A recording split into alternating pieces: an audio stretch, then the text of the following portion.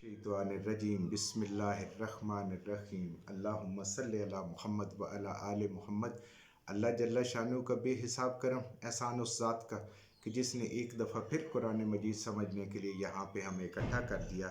आज हम इंशाअल्लाह 12वां पारा सूरह हूद की आयत नंबर 80 से अपना सबक शुरू करेंगे। सूरह हूद आयत नंबर 80 से। औज़ु बिल्लाहि मिनश शैतानिर्रजीम बिस्मिल्लाहिर्रहमानिर्रहीम।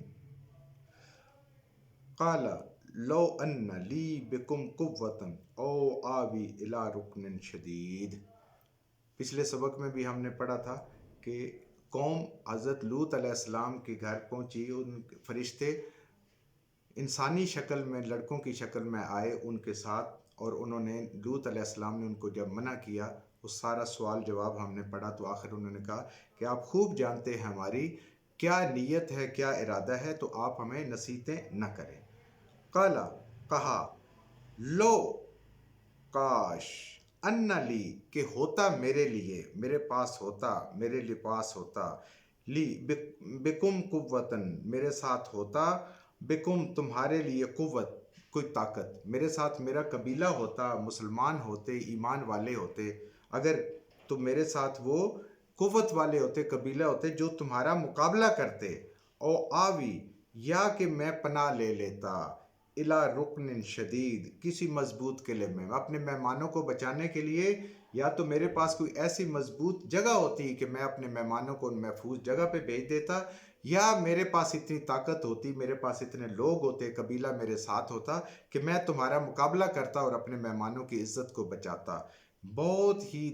दुखी दिल के साथ देखें लूत अलैहिस्सलाम अपनी कौम को अब भी समझा रहे हैं, लेकिन क्या है, काला या लूतू। अब फरिश्ते बोले, ये सारी गुफ्तगू सुनने के बाद उनकी पूरी जो दिल की खबासत थी वो अल्लाह ताला ने उनकी ज़बानों से ज़ाहिर करवा दी। और फिर उसके बाद आके बोले, कालू कहा, वो फरिश्ते बोले जो इंसानी शक्ल में आए, तो या लूतू, ए लूत अलैहिस्सलाम, इन्ना रसूला रब्बिका, हम अल्लाह के भेजे हुए फरिश्ते हैं, हम इंसान नहीं हैं, हम इंसानी शक्ल में हैं, हम तेरे रब के भेजे हुए फरिश्ते हैं। लई यासिलु अलैका, हरगिज नहीं पहुंच सकते ये हमारे तक, हमें ये कोई भी नुकसान नहीं पहुंचा सकते,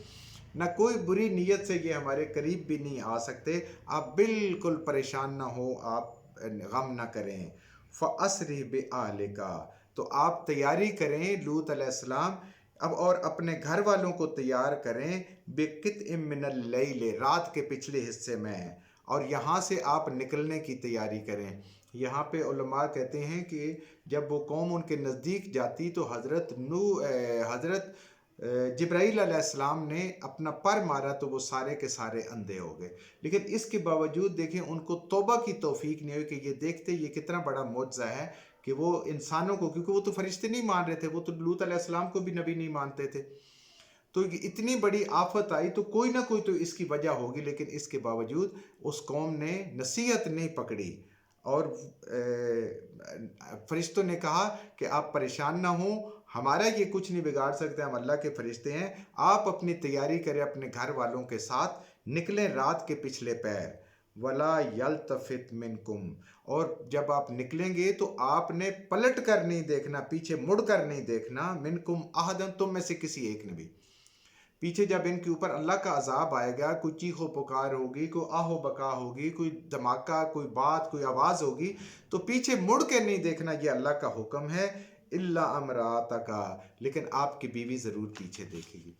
देखें वो उसका जो हमदर्दी थी या जो दिलचस्पी थी उसकी, वो अपने कौम के लोगों के साथ थी, इसलिए उसको उनको तकलीफ़ हुई, और अल्लाह को तो अल्लाह के ने अपने फरिश्तों को बताया था कि ये पीछे मुड़ के देखी थी, इसलिए उन्होंने उसका जिक्र किया। इन्नहु मुसीबहा, बेशक पहुँचेगी उसको मुसीबत, वो अजाब जो बाकी कौम को पहुँचेगा उसको भी पहुँचेगा जो मुड़ कर देखेगा आपकी बीवी, माँ असाबहुम, जो इन सब को पहुँचेगा, सारी कौम को पहुँचने वाला अजाब तकलीफ़ उस तक भी आएगा। इन्ना मौइदहुमुस्सुब्ह, बेशक अल्लाह का वादा है इनके ऊपर अजाब का सुबह के वक़्त का। अल्लाह फरमा रहे हैं कि सुबह के वक़्त इनके ऊपर अजाब आएगा। अलैस सुब्ह बिक़रीब, और सुबह तो नज़दीक है, आप तैयारी करें निकलने की इस इलाके से, जहाँ जहाँ तक अजाब आना है, सुबह कोई ज़्यादा दूर नहीं है। رات بڑی طویل ہے، اندھیری ہے،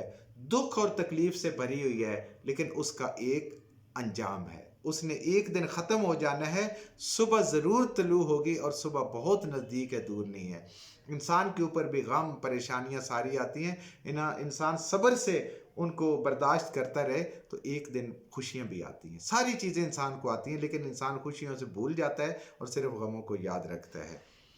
تو یہاں اس بیوی کا ذکر ہو رہا ہے کہ فلما جاء، تو پس جب آ گیا امرنا،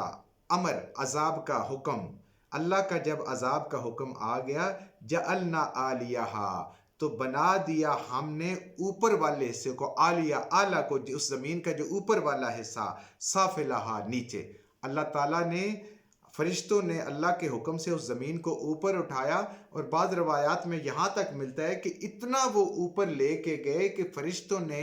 جانوروں کی آوازیں سنی جو اس خوف سے نکال رہے تھے، اور اس کے بعد پھر وہاں سے اس کو نیچے پلٹ دیا، تو اوپر والا حصہ نیچے ہو گیا اور نیچے والا حصہ اوپر ہو گیا۔ وَأَمْطَرْنَ عَلَيْهِمْ حِجَارَةً، اور اس کے بعد پھر ان کے اوپر پتھروں کی بارش ہوئی،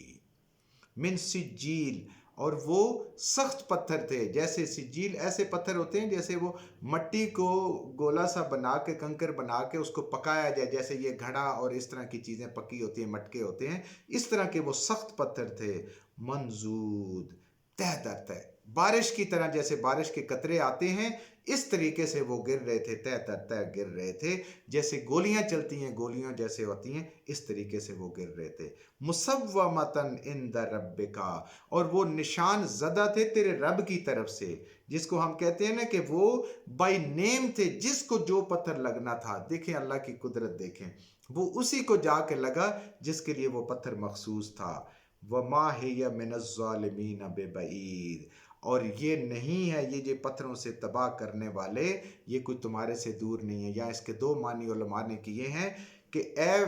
اہل قریش، جہاں تم رہ رہے ہو یہ بستی کوئی تمہارے سے زیادہ دور نہیں ہے، اور دوسرا مطلب یہ کہ اللہ کا عذاب ظالموں سے کوئی دور نہیں ہے، بہت جلدی بالکل ہر ظالم، ہر فاسق، ہر فاجر کے اللہ کا عذاب بالکل اس کے قریب ہے۔ جو اللہ کے نافرمان ہیں اللہ کا عذاب ان سے دور نہیں، اللہ کا عذاب ان کے بہت قریب ہے، سمجھیں کسی وقت بھی آ سکتا ہے، یہ مہلت ختم ہو سکتی ہے، یہ سانس ختم ہو سکتی ہے اور اللہ کا عذاب شروع ہو سکتا ہے۔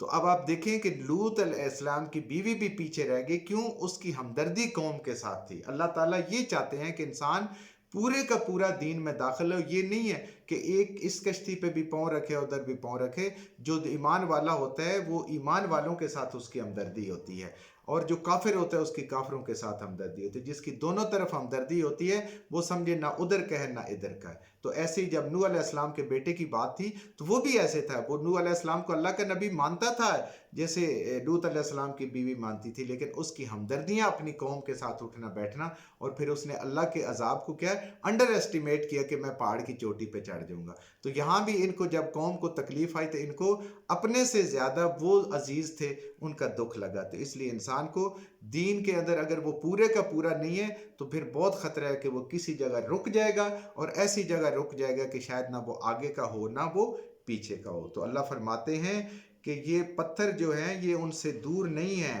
یہ اللہ نے روکے ہوئے ہیں جب تک جو اس کے فاسق فاجر نافرمان لوگ ہیں، جو ایک مہلت دی ہوئی ہے، لیکن ظالم خواہ وہ مکہ والے ہوں یا قیامت تک آنے والے لوگ ہوں، اللہ کے عذاب سے کوئی نہیں بچ سکتا، کوئی اللہ کے عذاب سے دور نہیں ہے۔ وَإِلَىٰ مَدْيَنَ، اب مدین والوں کا ذکر ہے، اور مدین والوں کی طرح اخاہم، آئے ان کے بھائی، ان کے قومی بھائی، شعیبًا، حضرت شعیب علیہ السلام۔ اس کی تباہی کے بعد، لوط علیہ السلام کی تباہی کے بعد، اب حضرت شعیب علیہ السلام کی قوم کا قصہ ہے جو مدین میں اپنی قوم سے اٹھائے گئے، اللہ نے ان کو نبوت عطا فرمائی۔ قال یا قوم اعبدوا اللہ، وہی جو ہر نبی کی تعلیم ہوتی ہے، اے میری قوم ایک رب کی عبادت کرو، ایک اللہ کی عبادت کرو، ما لکم من الہ غیر، اس کے علاوہ کوئی ہے ہی نہیں، باقی سب مخلوق ہیں، اس کے علاوہ کوئی الہ، کوئی حاجت روا، کوئی معبود، کوئی سفارشی کچھ بھی نہیں ہے، وہی ہے سب کچھ۔ ولا تنقصوا المکیال، اور مت کم کرو مکیال،